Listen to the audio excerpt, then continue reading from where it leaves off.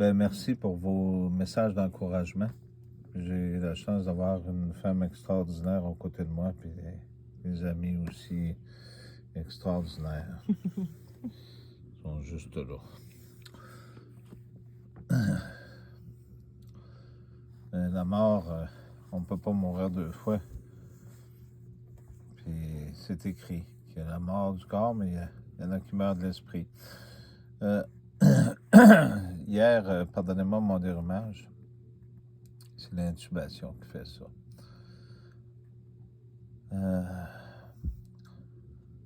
Tes frères que Jésus prend pour témoins, adore plutôt Dieu, car on témoigne pour Jésus par l'Esprit. Donc, il y a un esprit qui fait prophétiser. Nathalie va lire ce soir parce que j'ai des problèmes avec ma voix, mais c'est intéressant aussi ce qu'elle dit dans le petit livre. Fait que ça va vous aider à comprendre. Je vais peut-être t'interrompre quelque part. Là. Le verbe victorieux. C'est Nathalie, je te laisse lire. Mm-hmm. Alors, la fin du monstre et de la bête. Devant moi, le ciel s'ouvrit alors.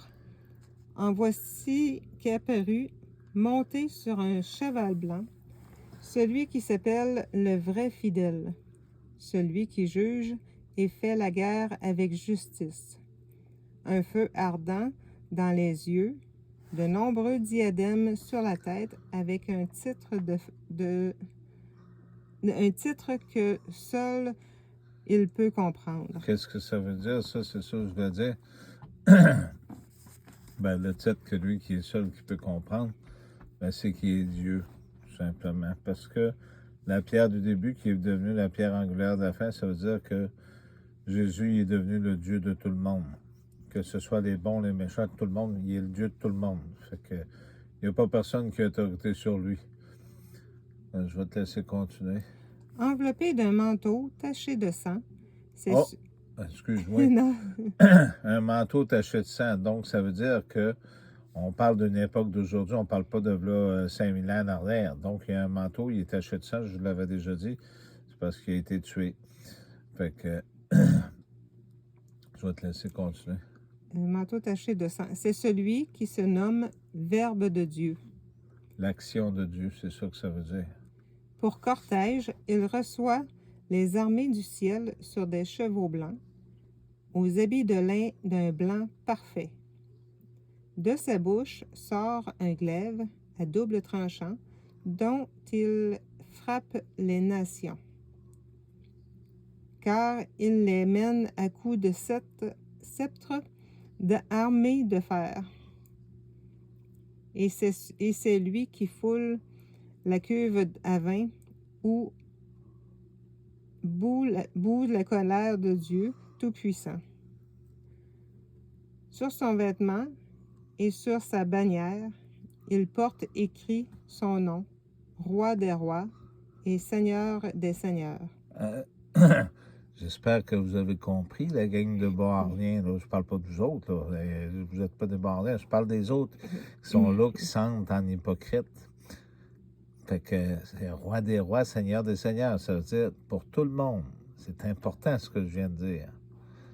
Oui, vas-y. Je vis alors un ange debout en service, et sa grande voix résonnait, disant à tous les oiseaux de l'atmosphère: venez prendre part ensemble au festin de Dieu. Vous y mangerez des chairs des rois, des chefs, des grands, des chevaux avec leurs cavaliers, et toutes sortes de gens, libres et esclaves, petits et grands. Et je vis le monstre et les rois de la terre avec leurs armées, réunis pour engager le combat contre le cavalier avec son armée. Le monstre fut capturé, et avec lui le faux prophète, celui qui faisait des merveilles à son service pour séduire ceux qui portaient la marque du monstre et adoraient son image. Tous les deux vivants, ils furent jetés dans un cratère de feu où brûlait du soufre. Tous les autres furent exterminés par le glaive qui, sortait de la bouche du cavalier, et tous les oiseaux se rassasièrent de leur chair. Ben, merci beaucoup d'avoir lu. On vous souhaite une bonne soirée.